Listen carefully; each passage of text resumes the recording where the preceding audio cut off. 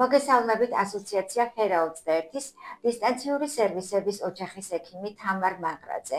დღეს ფერტილური ასაკის ქალებისგან ყველაზე ხშირად დასმული კითხვების რუბრიკის ფარგლებში ჩვენი სტუმარი იქნება ექიმი გინეკოლოგ რეპროდუქტოლოგი თამარ გელაშვილი.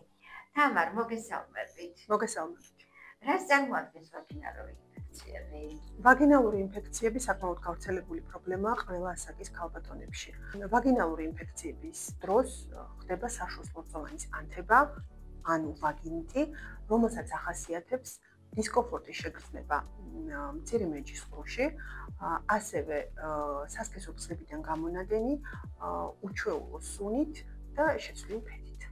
მიზეზები და მდგომარეობები იწვევენ ვაგინალური ინფექციების განვითარებას. ვაგინალური ინფექციები შეიძლება გამოიწვიოს ბაქტერიამ, სოკომ, მიკროორგანიზმებმა, სხვადასხვა მიკროორგანიზმებმა, მაგრამ არსებობენ მდგომარეობები, რომლებიც ამ პროცესს ართულებს.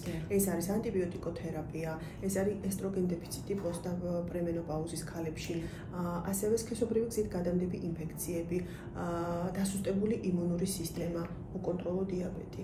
გასაგებია. რა სიმპტომები ახასიათებს ვაგინალური ინფექციების განვითარებას? ვაგინალური ინფექციების განვითარებას ახასიათებს შემდეგი სიმპტომები.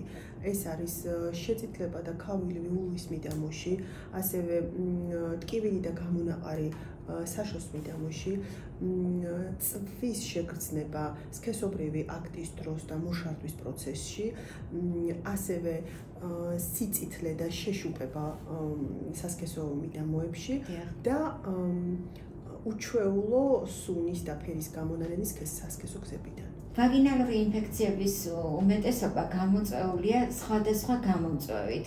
რომელია ყველაზე უფრო გავრცელებული გამომწვევი? ვაგინიტებში ყველაზე გავრცელებულია სოკოვანი ვაგინიტი, რომლის გამომწვევიც არის კანდიდა ალბიკანსი და ბაქტერიული ვაგინოზი. რას ნიშნავს ტერმინი ბაქტერიული ვაგინოზი? ბაქტერიული ვაგინოზი ერთგვარი საშოს ფლორის წონასწორობის დარღვევაა. მისი ნორმალური ბალანსი ირღვევა და ვითარდება დისბაქტერიოზი. როგორია ვაგინალური ინფექციების მკურნალობა? გასათვალისწინებელია ასაკი, ჯანმრთელობის ზოგადი მდგომარეობა და დაავადების მიმდინარეობის ხარისხი. შესაძლებელია თუ არა პრევენციული ღონისძიებებით ვაგინალური ინფექციების რისკის შემცირება?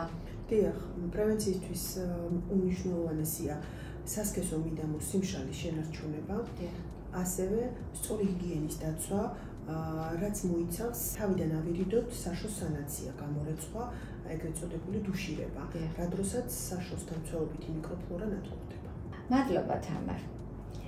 იმედი მაქვს საჭირო ინფორმაცია მოგაწოდეთ. დამატებითი კითხვების შემთხვევაში მოგმართეთ ასოციაცია HERA-21-ის ცხელ ხაზზე.